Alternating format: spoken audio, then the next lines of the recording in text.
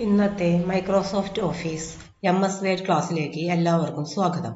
ഇന്ന് നമുക്ക് വേഡിൽ ഒരു വേഡ് ആർട്ട് എങ്ങനെയാണ് ഇൻസേർട്ട് ചെയ്യാമെന്ന് നോക്കാം. ആദ്യം നമുക്ക് വേഡ് ഓപ്പൺ ചെയ്യാം. ഇൻസേർട്ടിൽ പോയിട്ട് വേഡ് ആർട്ട് ക്ലിക്ക് ചെയ്യാം. വേഡ് ആർട്ടിൽ ഏത് മോഡലാണ് നമുക്ക് ചെയ്യേണ്ടതെന്ന് വെച്ചാൽ അത് നമുക്ക് സെലക്ട് ചെയ്യാം.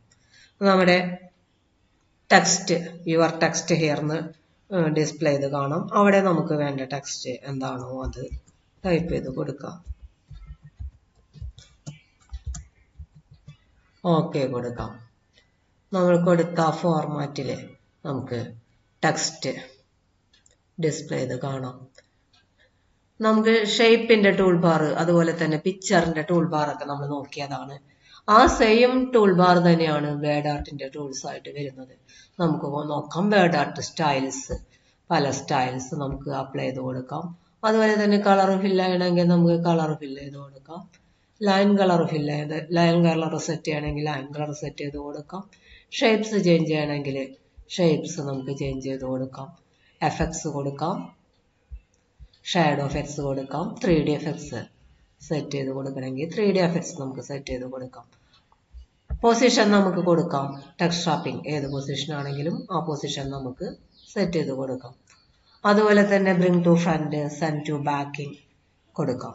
ടെക്സ്റ്റ് റാപ്പിംഗ് വേണമെങ്കിൽ നമ്മൾ ഡ്രോയിങ് ഷേപ്പിന്റെ ടൂൾ ബാർ അതുപോലെ തന്നെ പിക്ചർ ടൂൾ ബാറിലൊക്കെ നമ്മൾ നോക്കിയതാണ്.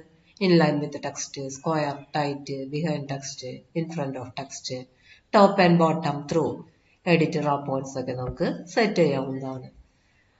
ഹൈറ്റും വിഡ്ത്തും നമുക്ക് ഈ കോർണറിൽ പിടിച്ചിട്ട് നമുക്ക് ഡ്രാഗ് ചെയ്തുകൊണ്ട് ഹൈറ്റും വിഡ്ത്തും നമുക്ക് സെറ്റ് ചെയ്യാം. അതുപോലെ തന്നെ നമുക്ക് ടൂൾ ബാറിൽ നിന്ന് സെറ്റ് ചെയ്യണമെങ്കിൽ നമുക്ക് ടൂൾ ബാറിൽ നിന്ന് സെറ്റ് ചെയ്ത് കൊടുക്കാം. ടൂൾ ബാറിൽ നിന്ന് നമുക്ക് സെറ്റ് ചെയ്ത് കൊടുക്കാം.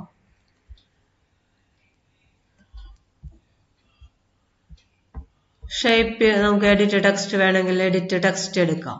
നമുക്ക് മെനൂസിൽ പോയിട്ട് എഡിറ്റ് ടെക്സ്റ്റ് എടുക്കാം. വേഡിൽ നമ്മൾ എഡിറ്റ് ടെക്സ്റ്റ് കൊടുക്കാം. എന്നിട്ട് നമുക്ക് ടെക്സ്റ്റ് വേണമെങ്കിൽ ചേഞ്ച് ചെയ്യണമെങ്കിൽ നമുക്ക് ടെക്സ്റ്റ്